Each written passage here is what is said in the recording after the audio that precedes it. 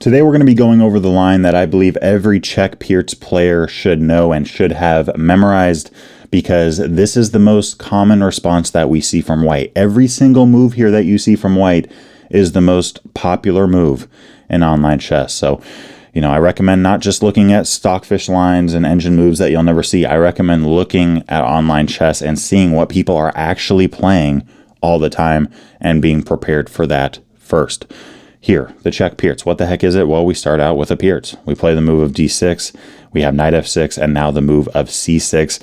I have a lot of Czech Pirc defense content on this channel. This video will be a little bit shorter. I also have an over 6-hour course on the Czech Pirc, and if you're interested in a 30% off discount code on that course or any of my other online courses on Gumroad, I'm giving out a 30% off discount code through the month of September.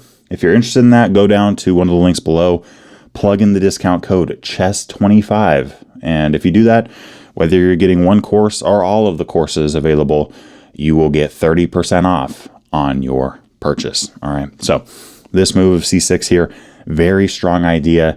Right out the gate, it does three things. Number one, it neutralizes this knight. This knight can't go to d5 or b5, can't even think about it, or at least the knight shouldn't think about it. On top of that, this move helps prep d5 and b5 as well, potentially. We're going to see how this move helps prep d5 in this video. And finally, it gives our queen some flexibility. And in the course, we cover moves like f4, which is a big concern for the Czech Pirc. I really do think that this is the strongest move that white has against this structure. I'm recommending queen a5. Queen a5, pinning the knight, threatening to take on e4, and also looking to support an e5 push there. In the course as well, we cover bishop e3, in which case I love the Zbigniew approach. He's a very strong Czech Pirc player, of playing queen to b6, and against bishop g5, I also like the move of a queen to b6. And by the way, if the bishop takes on f6, we're taking on b2. We're down a piece for a pawn, but white has two pieces that are hanging. But what's the most common move in online chess? There's a lot of different things that we could see. There's a lot of theory, obviously, but the most common move is knight f3. And against this, there's different approaches that one can take. One could go with g6, one could go with queen a5, one could go with putting the knight on d7, one could go with queen c7. There's a lot of stuff. What I'm recommending, and what has a great winning percentage, if you're looking online, if you're looking at professional chess, is this move of bishop to g4. What we're going to aim for is a better French defense.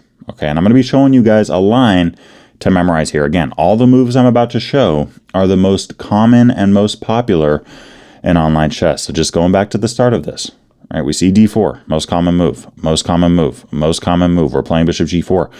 We see bishop to e2 the most often. Against that, we're going to play e6 and then the move of d5. And white all the time plays the move of pawn to e5. And I love this for us because I believe this gives us a better French defense. It's better because we're going to be able to play c5. Notice, by the way, these pawns locked up in the center of the board here. This is giving us that French defense type feel, except we don't have a French bishop, number one, because, well, our bishop is on g4. And on top of that, in a lot of positions, we're going to be able to play c5, and white isn't going to have a pawn on c3 guarding d4. So with those two things in mind, I would consider this a French defense, but even better. And it's just a very pleasant position for black to work with. If we do see h3, there's different things that you could do here practically. I really like taking off this knight. And with bishop takes f3, I'm recommending bishop to e7. Now, c5, honestly, most of the time will give you better results. It will give you a better position. I mean, nearly anything white does here, we're better. We have a better position. The problem is that white here could play knight takes d5. All right, they could do that. Now, hey, there's going to be a lot of players that play something like knight e2 there, trying to guard it. White wishes they had time to play c3, but they just don't. Why does this matter? Well, if there's a pawn on c3 and we take, the pawn captures back, e5 is still strong. In this case, when we take on d4, whether your queen is taking back or whether your knight is taking back, e5 is just not strong. In fact, in this case, we just snap it right off, and there we go. We're up material here. But against a very strong player, knight takes d5 is a great move for white. And we're not losing, but it's not fun either. I mean, if we take on d5, bishop takes d5 is played. This bishop is looking towards b7. Let's say we guard it by development, queen f3. White is looking to take on c6 potentially, as there's a battery ram there. But most importantly, white is threatening a checkmate on f7, and the engine does give white an advantage here, even after the best move of queen to e7. So here, I have to officially recommend the move of bishop to e7, but I will say not a lot of players will find knight takes d5, but you know, we don't want to play hope chess and hope that they don't see certain moves. So bishop e7 is the most sound option there, so that's why I'm recommending bishop to e7. And if you see knight e2, you can now play c5 and knight c6. Again, we have a French defense type structure, but we don't have this French bishop. And yes, white did get their pawn on c3, but we're going to be looking towards playing queen b6. We're going to be looking towards castling kingside. f6 is an option. Rook to c8 is an option. Maybe knight a5, knight c4. A lot of those French defense ideas you have in this kind of spot, but you don't have the French bishop.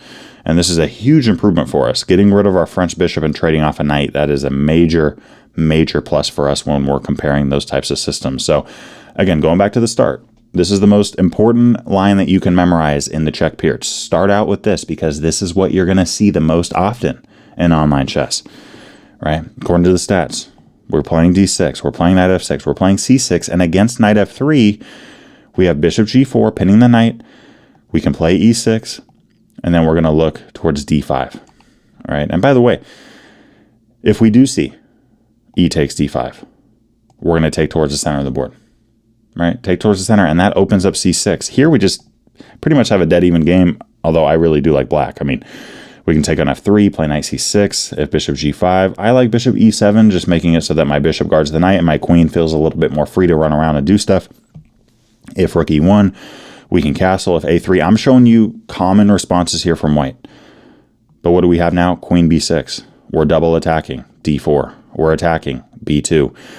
And we're in that French defense type structure, but there isn't a pawn on c3, which is in our favor. There's no French bishop, which is in our favor. So with d5 there, the most common move is e5. But if white takes there, take towards the center, that gives you easy development going forward.